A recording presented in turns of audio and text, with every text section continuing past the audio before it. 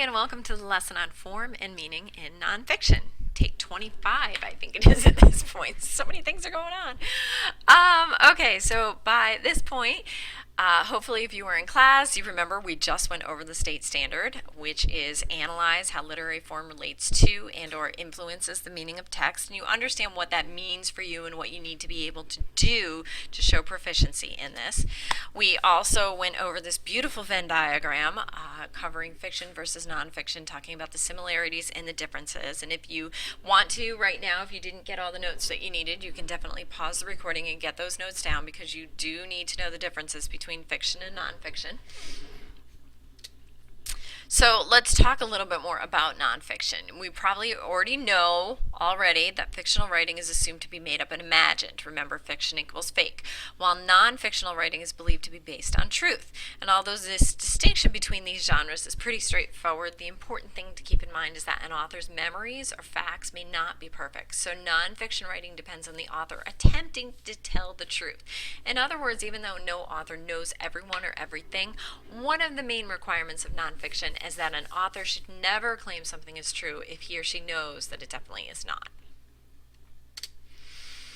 And here you can see we have a few different types of nonfiction to look at. You can see that we have a newspaper, so we have journalism articles. We have this one, it's called Memoirs of a Boy Soldier, 21 Ways to Train Your Dog. This is like a how-to type of maybe a pamphlet or a book. We have John Adams by David McCullough. We're going to assume that's a biography. Gamer magazine. We have Chicken Soup for the Teenage Soul, which has all sorts of letters and essays in it. And looking at the covers, you generally know what type of nonfiction is going on in each of these.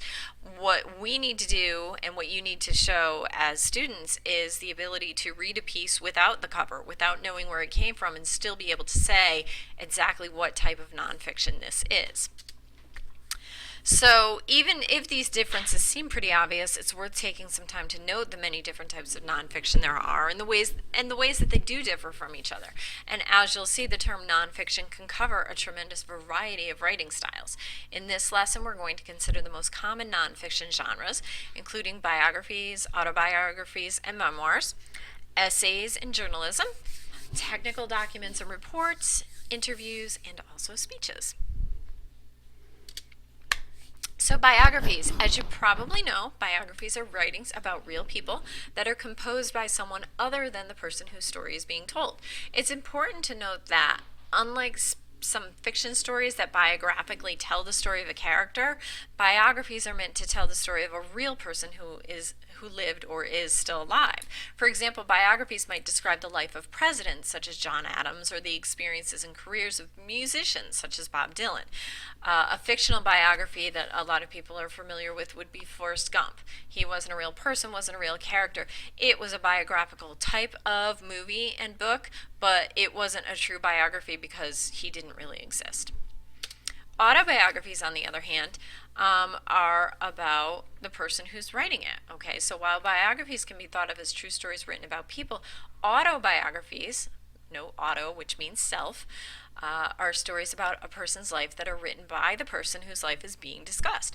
One particularly influential example of this genre is the autobiography of Benjamin Franklin, which covers Franklin's experiences growing up and becoming a famous political figure. There are a lot of funny sayings in there. If you're ever looking for quotes, if you go looking for inspirational quotes or quotes about people and humankind, you might end up looking at some by Benjamin Franklin. There are numerous ones out there, and a lot of them are very, very intriguing and very truthful. One subcategory of autobiography that also includes a first-person account of one's experience is the diary or memoir. While similar to autobiographies in that they retell the events of a person's life, memoirs tend to focus more on specific events or phases in the person's life than an autobiography.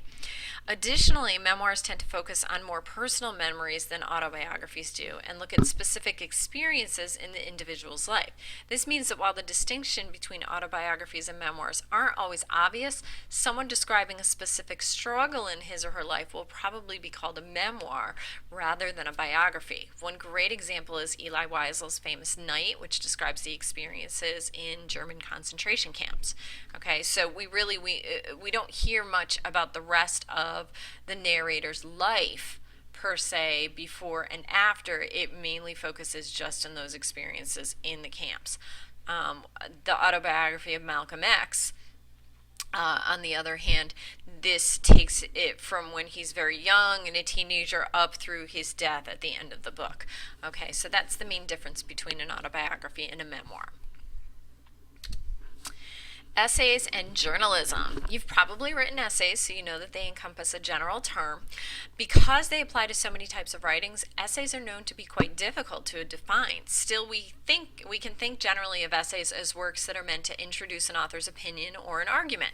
This naturally means that essays might take all sorts of forms, such as a long editorial, articles in a magazine or a journal, or even collections of photographs that are meant to make a point. And of course, we also have this example over here, essays that students are asked to write to practice their writing skills. A good essay is written with an objective point of view. This is really important to remember. Think about as if you were a reporter. And you are told to write the facts. You're not asked for your opinion. You're not supposed to go into it with any bias. Think about political reporters. They should be reporting just the candidate's information and what's going on, what's said, what's heard. They're not supposed to make any of their own judgments based on their own belief.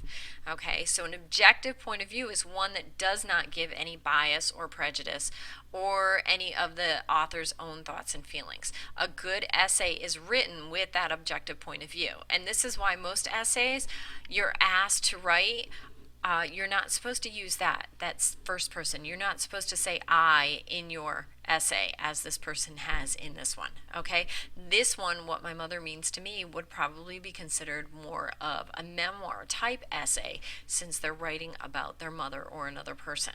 Okay, but it is still an essay because it's meant to be informative. Just keep in mind that any journalism or essay, like a formal essay or article in a magazine, really should be written with an objective point of view. Then we also have technical and legal documents, and you guys can see there are a few different types up here. We have it looks like putting together a workbench of some sort. I really can't tell exactly what it is. We have a legal contract here. We have an iPhone manual, and we also have a limited warranty. It looks like windows and doors. And technical and legal documents may contain very specific vocabulary. You can guess that when you're putting together a workbench or whatever it is, you're going to have specific parts labeled. You might even have a parts list. When you have directions or manuals, there's going to be certain terminology that you need to understand. And of course, certain areas like medical or legal areas, certain technologies, they're going to have their own specific vocabulary that you need to understand to be able to read these.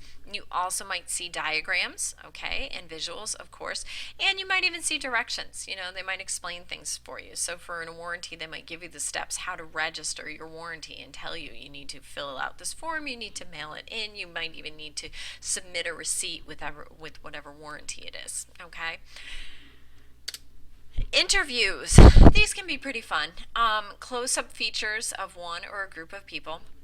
Interviews are usually in a question and answer format, so they're usually very easy to identify in format when you're looking at them.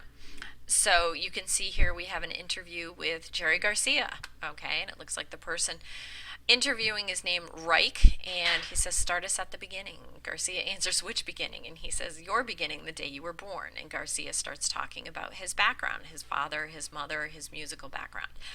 Think about how you would change this to a short story, okay? Because you might be asked something like this on the Keystone or even in USA Test Prep. You might be asked, okay, how do you change from one form to another? And a lot of times they might ask you, how do you change from this nonfiction to a short story? Maybe it might be fictional, so you might add in like some kind of exciting thing that happened, or a climax or a conflict that happened that really didn't happen in real life, okay? So the nonfiction really sticks to the facts, but that fictional short story would add in, it would embellish, so to say, okay? You would probably also be changing the format if you were to change this to a short story. You wouldn't be writing in question and answer format. You wouldn't make it look like almost like a drama or a play here. You would probably write it in paragraph form. You might even add some dialogue in between Garcia and his father. Okay, and you would also, of course, add in a different point of view. Right now, this is just a report of what was said in the interview. If you were writing a fictional piece, you would have a main speaker or a narrator or somebody who's telling the story, and it could be, again, first person, could be third person, could be just one person's thoughts and feelings, or you might get the thoughts and feelings of everyone. So keep in mind the differences between the nonfiction pieces and fiction pieces and how you would change them if you needed to. The last type of nonfiction that we're looking at today are speeches, and speeches are always persuasive in purpose. Keep that in mind. If you are ever given a speech and it says, what was the purpose? Your first thing out of your mouth is, it was to persuade me. And then you just need to figure out, persuade you about what. Speeches often use repetition for effect, and I know we've talked about that as a literary device before. Speeches are the main type of literature that you're going to see repetition. We also have that use of the we point of view, trying to draw the reader in, take you into my cause, make you part of me and my group. And the use of repetition for effect. You're going to see the use of repetition a lot in speeches because it really does kind of drive home the idea that the speech maker is trying to get across to the readers. Get it? Okay, back in class, we will be actually looking at the sunscreen speech and seeing if you guys can figure out the purpose and also the repetition in that. If you are watching this outside of class, I encourage you to check out the video.